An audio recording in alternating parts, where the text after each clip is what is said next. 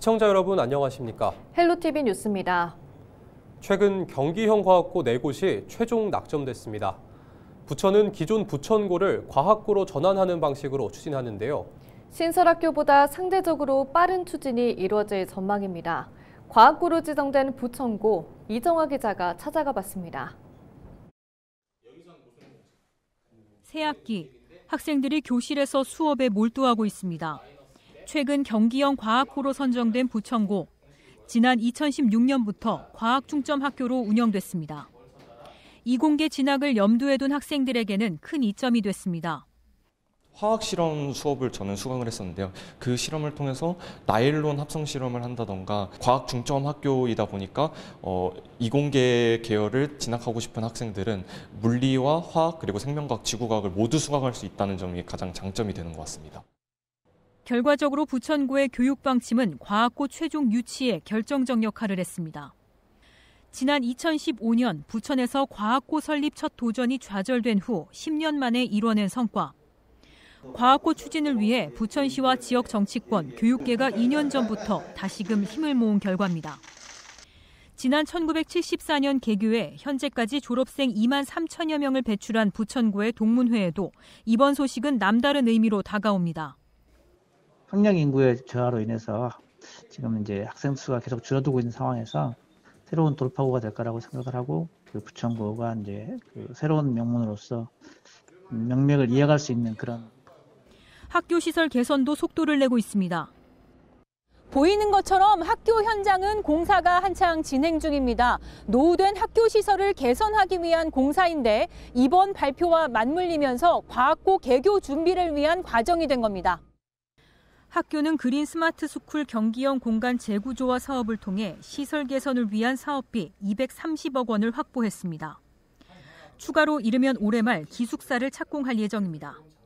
과학고등학교에 준하는 준과학고등학교 교육과정을 유지하고 있었습니다. 그래서 그런 노하우도 많이 가지고 있고요. 후속 작업으로 이제 저희가 학교 공간을 과학고에 맞는 재구조화 작업을 계속 할 겁니다. 그래서 첨단 과학 기자재 도입이라든가 학생들 기숙사를 신축을 해야 됩니다.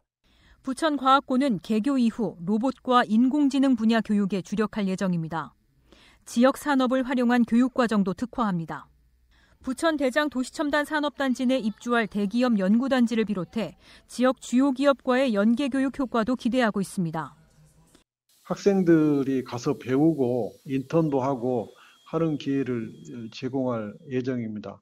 저희 부천과학고가 로봇 특화 과학고거든요. 이들이 이제 성장해서 국가적 인재가 됐을 때 일할 수 있는 터전을 마련하기 위해서 로봇 산업 생태계 조성하는데 국회에서 적극적으로 지원할 생각입니다. 지난 4일 교육감 최종 지정고시까지 이루어지면서 경기형 과학고는 이제 모든 선정 절차가 마무리됐습니다. 바이오는 바이오, AI는 AI, 반도체는 반도체, 또 기초과학은 기초과학 이렇게 전부 이 전문화돼 있어서 미래형 과학고등학교가 정말 대한민국의 미래 과학을 이끌고 갈 수 있는 이런 인재들을 반면 과학고 집중 투자로 인해 상대적으로 줄어들게 될 일반고 지원 방안을 비롯해 교육 불평등에 대한 해법 등이 여전히 불투명한 만큼 넘어야 할 관문도 적지 않습니다. 헬로티비 뉴스 이정화입니다. 계양구는 최근 인천시가 진행한 2024년도 군구 행정실적평가 아동학대 공공대응체계 구축 분야에서 3년 연속으로 1위를 차지했다고 밝혔습니다. 현재 군은 아동학대 예방의 날 행사를 복합문화교육 홍보 행사로 진행하고 있으며 아동학대 예방교육 강화는 물론 복지 서비스와 연계하는 등 다양한 사업을 추진하고 있습니다. 특히 전국 최초로 학대 피해와 위기 아동을 대상으로 예방부터 신고, 조사, 보호, 사례 관리까지 한 번에 책임질 수 있는 공공주도 사례 관리 모형을 개발해 시행하고 있다는 점에서 높은 평가를 받았습니다. 지난해 신설 소각장 최종 입지 후보지를 선정했던 김포시가 시의회 동의를 거쳐 곧 입지를 결정할 것으로 보입니다. 김포시는 광역 소각장을 지어 고양시와 함께 사용할 계획인데요. 인접지역 민원과 농림부 농지전용 협의 등 문제가 아직 남아 있습니다. 이관성 기자가 보도합니다. 김포시는 지난 2023년 친환경 자원회수센터 입지 선정 공모를 통해 신설 소각장 후보지 3곳을 선정했습니다. 후보지 3곳은 양초읍 하군리 1곳과 대권면 대병리 2곳입니다. 하군리는 반경 5km 이내 노출 인구와 환경 민감 시설들이 상대적으로 많아 제외됐고, 대병리의 나머지 2곳 중 도시와 가장 멀리 떨어진 797번지 일원이 1순위 후보지에 올랐습니다. 김포시는 이곳에 하루 600톤을 소각할 수 있는 규모의 광역 소각장을 지을 계획입니다. 하루 450톤 분량은 김포에서 사용하고 나머지 150톤 분량은 고양시가 사용하는 방안입니다. 사업비는 약 4천억 원, 광역 소각장을 짓기 때문에 사업비 절반은 정부가 지원하고 경기도가 15%를 지원합니다. 김포시와 고양시는 나머지 35%를 분담하게 됩니다. 이렇게 되면 김포시는 단독 소각장을 지을 때보다 500억 원에서 700억 원의 사업비를 줄일 수 있습니다. 하지만 김포시 의회가 아직 광역 소각장 조성안에 동의하지 않고 있습니다. 해당 지역 주민 설명과 설득이 더 필요하다는 시각입니다. 하군리 주변 주민들은 입지 후보지 공모 과정에서 강하게 반발한 바 있습니다. 최종 후보지가 조금 더 떨어진 곳으로 갔지만 쓰레기 차량들이 드나들 걱정에 민원은 여전히 남아 있습니다. 인천 경계 지역인 서구 검단 주민들의 반대도 만만치 않습니다. 수도권 매립지 사용 중단을 요구하고 있는 마당에 가까운 곳에 광역 소각장이 새로 들어서는 것을 수용할 수 없다는 입장입니다. 김포시는 소각장 후보지가 농업진흥구역이라 농림부의 농지 전용 동의도 받아내야 합니다. 경기도와 농림부를 통해 농지 전용 협의를 진행하고 있지만 농업용지 해제가 언제 가능할지 아직 알 수 없습니다. 김포시는 일단 시의회가 광역 소각장 조성안에 동의하는 대로 고양시와 사업비 분담 논의를 구체화할 예정입니다. 관계기관 협의와 주민 설득을 거쳐 올해 토지 보상이 가능할 경우 김포시는 2027년 착공에 2030년 소각장을 준공한다는 계획입니다. 수도권 매립지 쓰레기 직매립이 금지되는 내년부터 2030년까지는 파주와 민간 소각장을 활용해야 합니다. 네, 지금 현재 84톤 규모의 소각장을 운영하고 있고 파주와 광역 소각장을 운영하고 있기 때문에 최대한 이 부분을 활용해서 좀 처리할 수 있도록 할 예정이고, 이제 앞으로 좀 나머지 물량에 대해서는 좀 대책을 마련하고자 합니다. 수도권 매립지 쓰레기 직매립 금지 시기가 도래하면서 쓰레기 대란 걱정이 현실로 다가오고 있습니다. 소각장을 새로 마련해야 하는 지자체들은 아직 입지 후보지 선정 단계에 머물고 있습니다. 헬로티비 뉴스 이관서입니다. 경기도가 오는 10일부터 15일까지 미국 조지아주에 통상환경조사단을 파견합니다. 도는 트럼프 행정부의 자동차 관세 정책에 선제적으로 대응하기 위해 조사단 파견을 결정했는데요. 조지아 주정부 등을 방문해 자동차 부품업계 통상 환경을 조사하고 현지 관련 기관과 협력 체계를 강화하는 데 초점을 맞출 예정입니다. 조사단은 경기 FTA 통상진흥센터와 경기도 경제과학진흥원, 한국자동차산업협동조합 등 통상 및 자동차 전문가로 구성됐는데요. 한편 조지아주는 현대자동차 등 국내 150여 개 기업들이 진출해 있는 자동차 산업의 핵심 거점입니다. 경기도 특별사법경찰단이 PC방과 스크린 골프장 등 조리식품을 판매하는 실내 여가시설 360개소를 대상으로 집중 수사를 한 결과 총 34건의 불법 행위를 적발했다고 6일 밝혔습니다. 주요 위반 사례를 살펴보면 김포시의 한 스크린 골프장은 식품 접객법 영업신고 없이 조리식품 등을 제공하다 적발됐는데요. 성남시의 한 PC방은 소비기한이 11개월이나 지난 제품을 정상 식재료와 함께 보관해왔습니다. 광주시의 한 키즈카페는 중국산 감자를 미국산 감자로 속인 채 조리해 판매하다 적발됐는데요.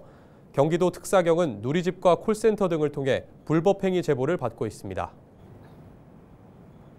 인천도시공사가 무주택 저소득층 등 취약계층의 주거 안정을 위해 주택을 매입해 임대하는 사업을 진행합니다.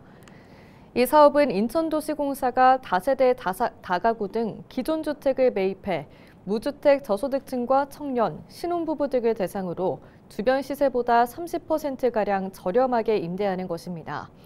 공사는 이를 위해 청년층 및 신혼부부의 수요가 많은 지역을 중심으로 500호를 매입할 예정입니다. 한편 공사는 지난 2016년부터 지난해까지 임대용 주택 3,847호를 매입해 취약계층에 공급했습니다. 글로벌 크루즈 8척이 이달 중 인천항에 입항합니다. 인천항만공사는 올해 인천에 입항할 예정인 크루즈 32척 중 25%에 달하는 8척이 이달에 입항한다고 밝혔습니다. 승객 규모만도 15,000여 명에 달할 것으로 보입니다. 선사들이 관광 선호도가 높은 봄철을 맞아 동북아시아에서 크루즈 운항을 확대하고 있다고 공사 측은 설명했습니다. 이달 입항 예정인 크루즈 8척 중 2척은 인천항을 출발지로 하는 모항으로 운항합니다.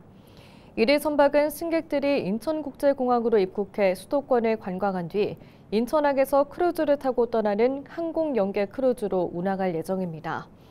다른 5척은 국내 항만에 15시 이전에 입항해 이튿날 15시 이후 출항하는 크루즈이고 나머지 한 척은 인천항에 들렀다가 다른 항구로 떠나는 기항 크루즈입니다. 공사는 이달 크루즈 8척 입항에 맞춰 크루즈 전용 터미널 시설을 점검하고 관계기관과 함께 환영 행사도 열 예정입니다.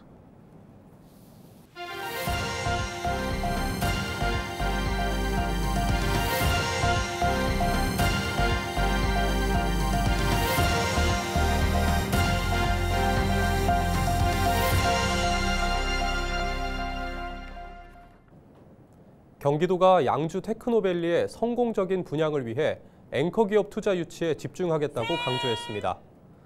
도는 지난 5일 경기도청 북부청사에서 열린 경기 북부 대개발 총괄 점검회의에서 이같이 밝혔는데요.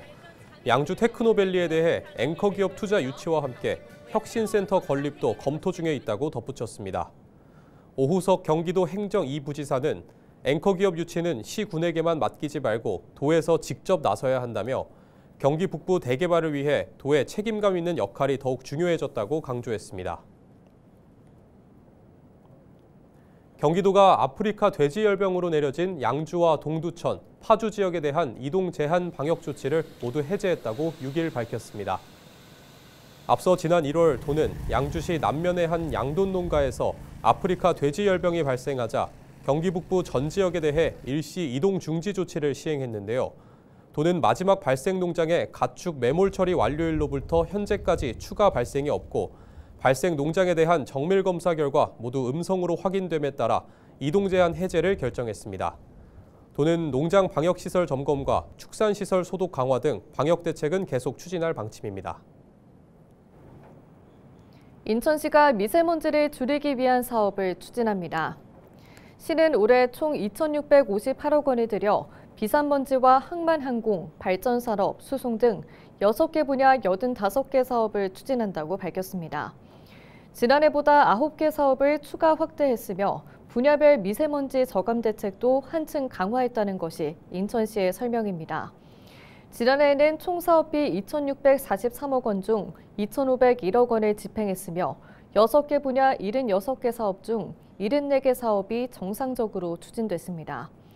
또 지난해 인천 지역 초미세먼지 연평균 농도는 1세제곱미터당 19 마이크로그램으로 2015년 관측 시작 이래 최저치를 기록했습니다. 좋음과 보통 등급 일수는 343일로 전년 대비 19일 증가했으며 매우 나쁨 등급 일수는 하루도 발생하지 않았습니다. 시는 지난해에 이어 올해에도 도로먼지와 건설공사 비산먼지 등 시민 생활과 밀접한 핵심 배출원에 대한 저감 사업을 집중적으로 추진할 방침입니다. 인천시가 미취업 청년의 구직 활동을 지원하는 2025 드림 체크카드 사업 참여자를 오는 14일까지 모집합니다. 드림 체크카드는 지난 2019년부터 추진한 사업으로 지난해까지 총 3,783명이 지원받았습니다. 올해도 700명을 선정해 지원할 예정입니다. 대상은 인천에 거주하는 18세 이상 39세 이하의 미취업 청년으로 가구 중위소득 50% 초과해서 150% 이하만 신청할 수 있습니다. 타기관 유사 사업에 참여 중이거나 주당 30시간 이상 근로 청년은 제외됩니다.